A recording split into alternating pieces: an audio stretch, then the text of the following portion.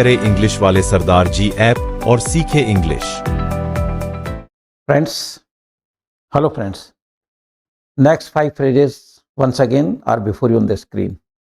तो देखिए ये 5 फ्रेज नेक्स्ट मैं आपके सामने लाया हूँ। ए डेड लेटर, ऐसा पत्र जो अपने गंतव्य पर कभी न पहुंचा हो। कई बार लेटर होता है वो बार बार रिटर्न हो जाता है, तो आप उस समय कहेंगे कि it is a dead letter, क्योंकि न कभी गया और ये न कभी अपना इम्पैक्ट जमा पाया। जब पहुंचा ही नहीं तो इम्पैक्ट कहाँ से, उसके सामने वाले को क्या कहना चाहते हो, क्या प्रभाव पड़ेगा उस लेटर का। It is a dead letter. तो अपन ऐसे टाइम पे कहेंगे कि ऐसा पत्र जो कभी पहुंचा ही नहीं हो। यार ये चिट्ठी बार बार आती है, it is a dead letter. Clear. Next आता है ड्रॉप ए लाइन, पत्र लिखना।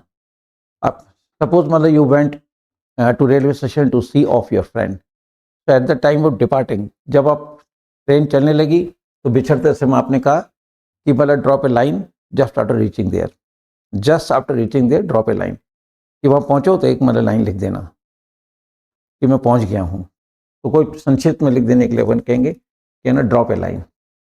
तो इस फ्रेज को आप पत्र लिखने के उसमें कुछ भी लिखने के लिए कहें कि ड्रॉप ए लाइन रिगार्डिंग मी या drop a line for me, कि मेरे लिए ना कुछ 2 लाइन तो लिखो, आप क्या सोचते हैं मेरे बारे में। तो ड्रॉप ए लाइन है ना, drop a line for me, पत्र लिखना।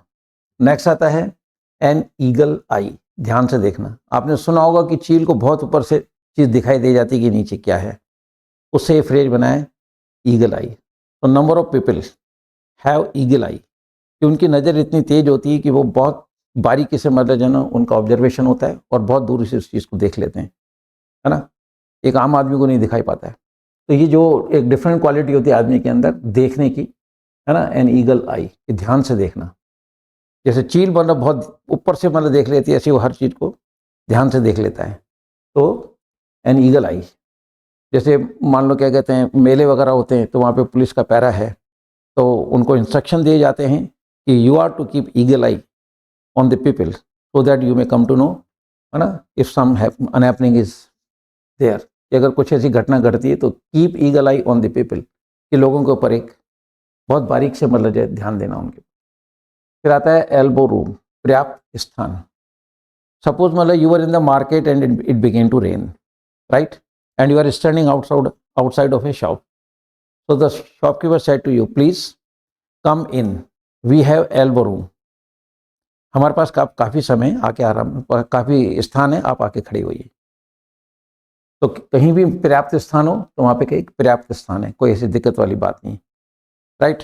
जैसे आपका कोई गेस्ट है, उसका फ़ोन आया कि मैं दिल्ली आ रहा हूँ, तो आपने उसको बोला एज ए होस्ट, उस गेस्ट को बोला कि यार आप मेरे घर आइए, okay, you stay at my home because we have elbow room here, कि हमारे पास काफ़ी जगह है, आराम से रहिए आके, नो प्रॉब्लम।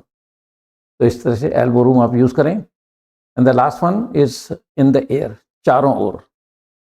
चारों ओर का मतलब है कोई चीज़ हवा में आ जाती है तो वो पूरे ब्रह्मांड में फैल जाती है। आज मतलब जब हम किसी स्टार की बात करें, जैसे सरताज है कि नहीं, तो अब सरताज का मतलब जो पूरे वर्ल्ड में छाया हुआ है, दुशांत है, पूरे वर्ल्ड में छाए हुए हैं। तो इस तरह से लोग जो हैं अपन कह दें कि his name is in the air. हवा का मतलब है पूरे ब्रह्मांड में छा जाना, तो his name is in the air.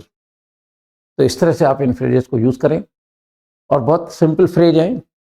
और जैसा मैंने आपको earlier I said, just to speak English, just to write in English, and particularly influence English, we must have the rich vocabulary, rich phrases, rich compositions, rich quotations, so that you can make a plus impact on the people whenever or wherever you speak English. So these are the today's phrase. So with these words, goodbye to all of you. Jai Hind.